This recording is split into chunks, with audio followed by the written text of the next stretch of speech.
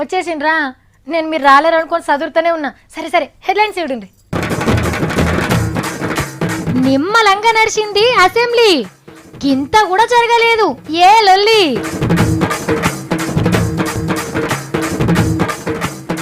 సంబురంగా సాముల వారి పేరంటం, ప్రకృతి ఏమైతుందో అనే మన ఆరాటం. అడవి బాట పట్టిన సత్తన్న, కమ్మనైనా అమ్మ పాట ఇంటే ఎంత మధురమో, మనసుకు కాదు మరువతరమో. కక్క తింటే గారెలన్న చేదనిపిస్తాయేమో గాని అసెంబ్లీ ముచ్చట్లయితే అస్సలే చేదనిపియాయి నాకు. ఎందుకంటారా, అబ్బా ఎంత చెప్పినా చెప్పాలనిపిస్తాయి. మరి గసొంటి ముచ్చట్లే నడుస్తాయి మన అసెంబ్లీలా. మరి ఇయాల్టి అసెంబ్లీ మీటింగ్లు ఎట్లా నడిచినాయో ముందుగా నడుచుకోవాలి కదా. అయితే నడుమురి మరి.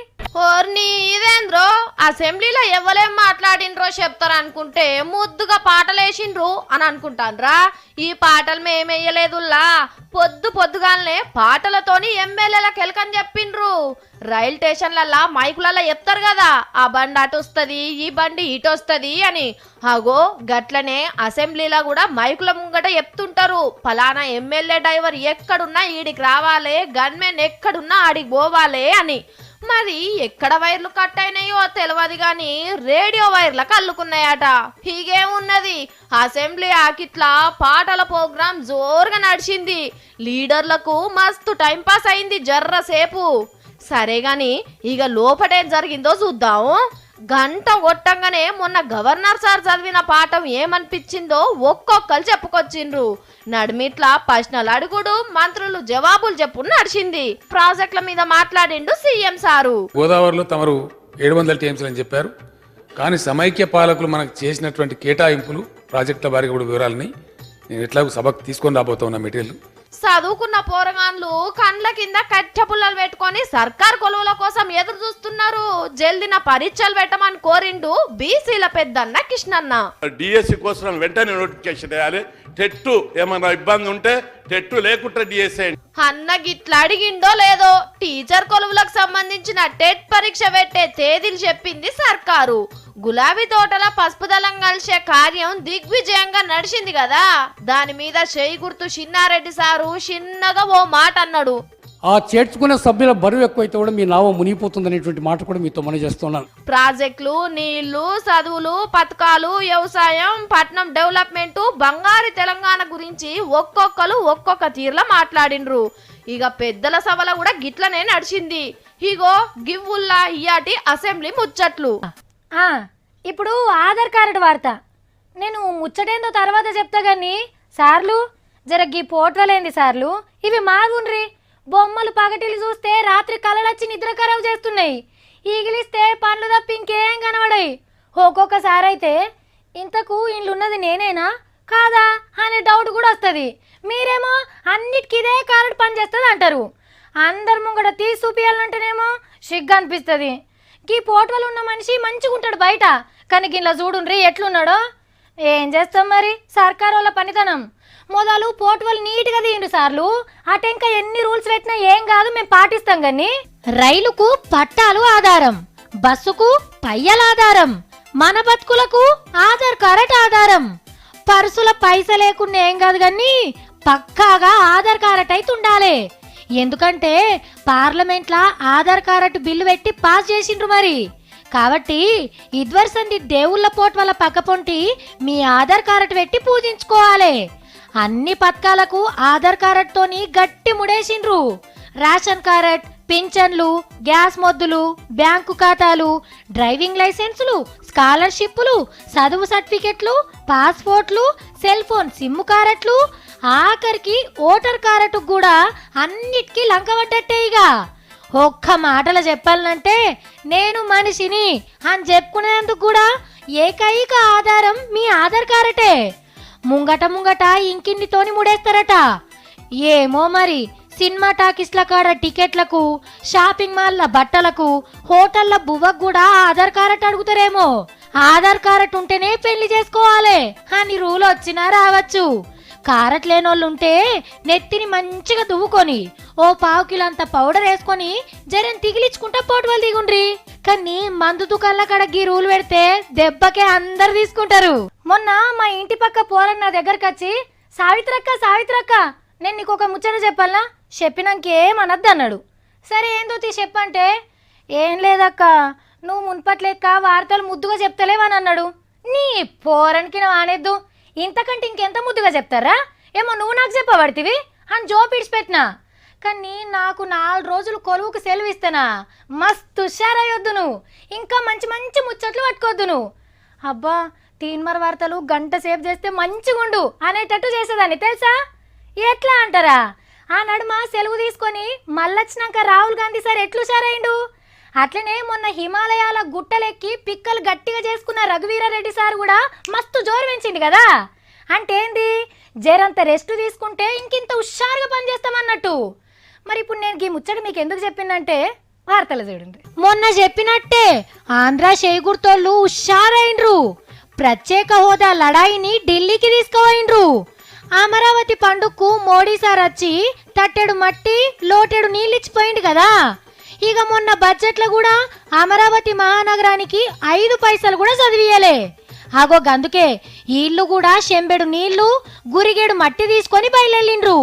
ప్రత్యేక హోదా ఇయ్యాలని 1 కోటి మందితోని సంతకాలు పెట్టించుకొని ఆ కాగితాలను కూడా పట్టుకొని ఢిల్లీ రైలు ఎక్కిండ్రు. సోమవారం నాడు ధూమ్ ధామ్ మీటింగ్ పెడతారట. సోనియా గాంధీ మేడం, రాహుల్ గాంధీ సార్ కూడా వస్తారట ఈ మీటింగ్కు. కానీ గింతమంది టీడీపీ ఎంపీలు, సెంటర్ సర్కార్ల మంత్రులు పొత్తుల సంసారం నడుస్తున్నా ప్రత్యేక హోదా ఏమైంది అని చంద్రాల్ సార్ గట్టిగా అడిగిందే లేదాయే. మోడీ సారు నాకు దగ్గర దోస్తు, ఎంకయ్యకు నేనంటే పానం అని అనుడే తప్ప ఈ 20 నెలలల్లా చేసిందేం లేదు. ఎప్పటికప్పుడు పువ్వు గుర్తోళ్ళేమో ఏడుకాడికి చెవులు కుట్టేస్తుండ్రు. ఇక మరి వీళ్ళకేమో పార్లమెంట్ల పతారా లేదాయే, అసెంబ్లీలో ఆనవాళ్లే లేవాయే. ఎంత కొట్లాడితే ఏమొస్తుంది.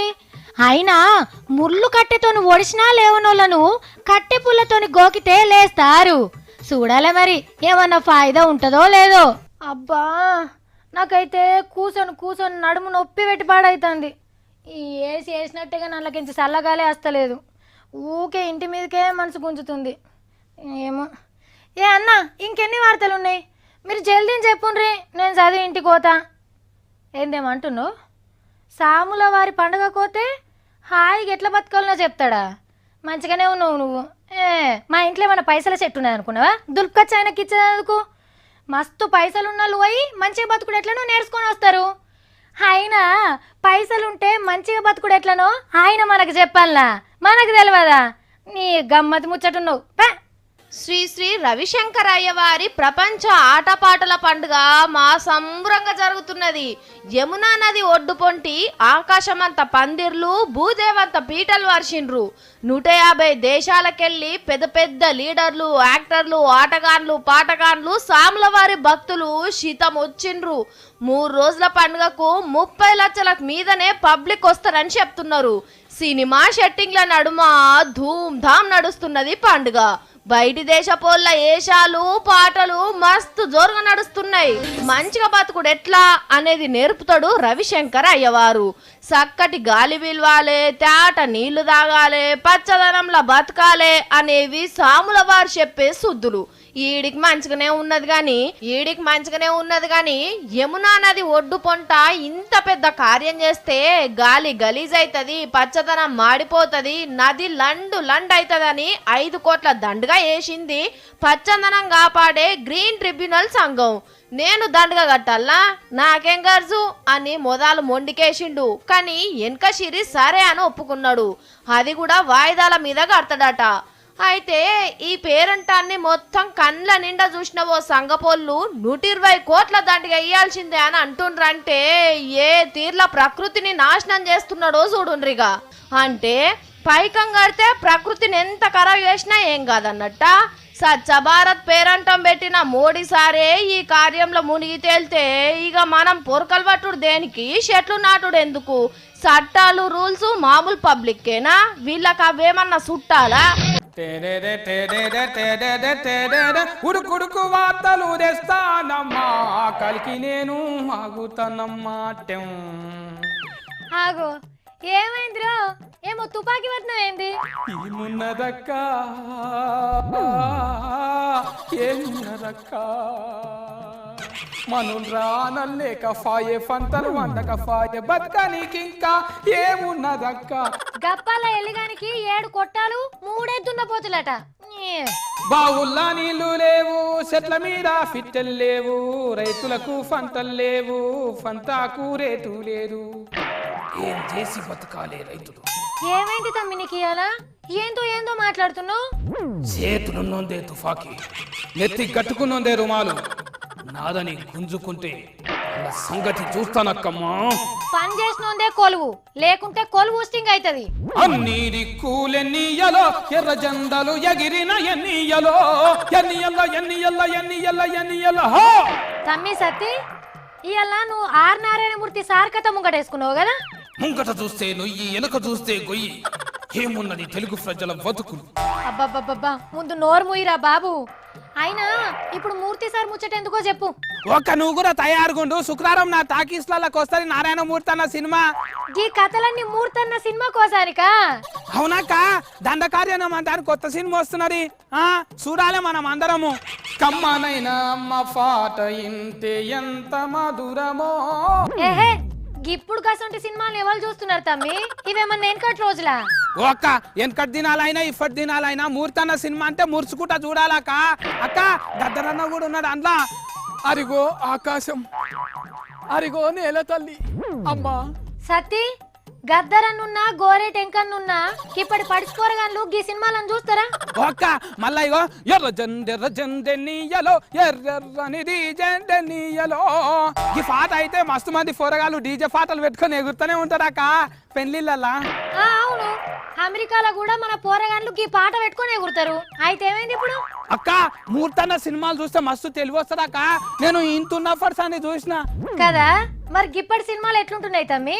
బయట దేశం పోయి 5 పాటలు, 5 ఫైట్లు, 1 గంట సేపు చోకులు, కథం, సినిమా అయిపోతుంది. ఇట్లని చేసి ఆడిస్తారు.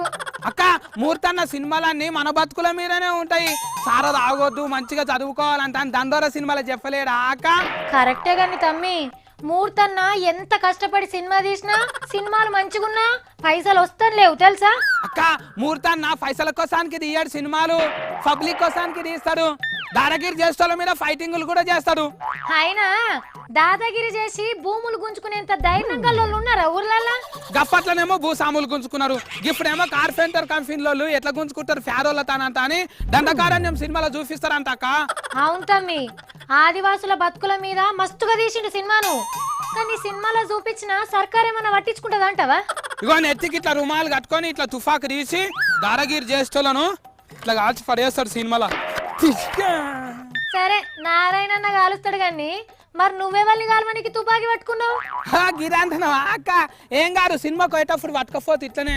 ఇగో మా నూనె టాకీస్ లో సినిమా వస్తారు కదా అక్క, ఇక అందరు రమ్మంతా లింగం టాట్కర్ కు ఫోన్ చేసి చెప్పిన వస్తారు. ఇక గదానికి ఊరికెందుకు తమ్మి, పట్నంలో చూద్దుతి. ఈ సినిమా నక్లెస్ రోడ్లు ఉంటా చూడు, ఫసాద్ డూఫ్లెక్స్, దానిలో వస్తారా? వచ్చిన కానీ ఎక్కువ ధర ఉంటుంది టికెట్, కానీ అందులో సీటు కొట్టనియరు, మళ్ళీ దుంకనియరు. మళ్ళీ గదరన్న ఫాట్ వచ్చినప్పుడు నేను ఆగుతానా, ఎగురుతా దుంకుతా. అందుకే నేను ఊర్లో పోయి చూస్తా, ఊళ్ళో ఏమన్నారు మన టాకీస్ లా ముంగట దుంకొచ్చి ఇట్లా. తమ్మి, నాకు ఒక్కదానికి కాదు, మంగ్లీకి సుజాత కూడా టికెట్లు తీయి, అందరం కలిసి చూద్దాం. మస్తు టికెట్లు బుకింగ్ చేయమంటా అని శంకర్ గారికి ఫోన్ చేసి చెప్పిన. జాతర ఎల్లి ఫోరమే జాతరో జాతర. ఆవు అమ్మ వంటిది, ఆవు సాధు జంతువు, ఆవుకు 4 కాళ్ళుండును, నల్ల ఆవు కూడా తెల్ల పాలే ఇచ్చును, దాని చున్ను కమ్మగుండును, ఆవు పెరుగు ఎండాకాలంలో సల్వ ఇచ్చును, వెన్నపై మూత పెట్టకుంటే పిల్లి తినును, ఆవు పిడకలు మంట పెడితే మస్తు ఏడిగుంటాయి. అమ్మో, నన్ను గిట్లా చెప్పమంటే ఆవు గొప్పతనం గురించి ఆవు రావురు అనుకుంటా చెప్తానే ఉంటా. మీరైతే గీ వార్తను చూడండి. ఆవు పంచకం ఇల్లు ఇంగ్లీషోనికి కూడా తెలిసింది. ఇంగ్లాండ్ దేశంలా కిరాణం దుకాణం పెట్టి అమ్ముతుండ్రట.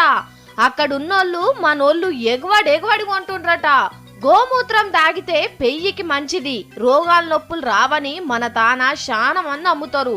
అట్లనే ఇంట్లో ఏదన్నా శుభకార్యం జరిగితేనో సత్యనారాయణ కథలు చెప్పించుకుంటేనో ఆవు పంచకం జల్లి ఇంటిని శుద్ధి చేస్తారు. ఆగో ఆ అవసరాలకు శితం కొంటుండ్రట మనోళ్ళు. మీకు 5 పైసల బిల్ల యాదుందా? మొన్న నేను శివరాత్రికి మా ఇల్లు దులిపితే దొరికింది. అమ్మో, నేను చిన్న ఉన్నప్పుడు ఎప్పుడో చూసిన 5 పైసల్ని. 5 పైసలు, 10 పైసలు, 20 పైసలు, చారానా ఆటానా ఇవన్నీ ఎటు పోయినాయో ఏమో. సరే కానీ గిట్లనే ఏదో పాత వస్తువు ఒకటి బయట పడ్డదట గడ, అదేందో మరి చూడండి. అరే ఫిరంగి, వీడెవడో కూసోబోతున్నాడు. ఆయనతో అడుగు పొడుగు మంది ఉంటే పేలగలరా నాయన. మొత్తం తుప్పు పట్టిపోయింది కదా. పట్నం పాత బస్తీలా రోడ్లు ఎడల్పు వేస్తందుకు దొవ్వుతుంటే ఇగో గిది బయట పడ్డది. నిజాం నవాబుల కాలం నాటిదట. మరి ఎట్లా మట్టిలో కప్పుకపోయిందో గాని మళ్ళా గిప్పుడు బయట పడ్డది. 100 కిలోల బరువు ఉన్నదట. వెనకటి వస్తువులు దొరికితే ఇక జనం ఎట్లా వస్తారో మీకు తెలియదా? మళ్ళా ఫిరంగాయే. ఇక వచ్చేటోళ్ళు పోయేటోళ్ళు ఆగి చూసి పోతున్నారు.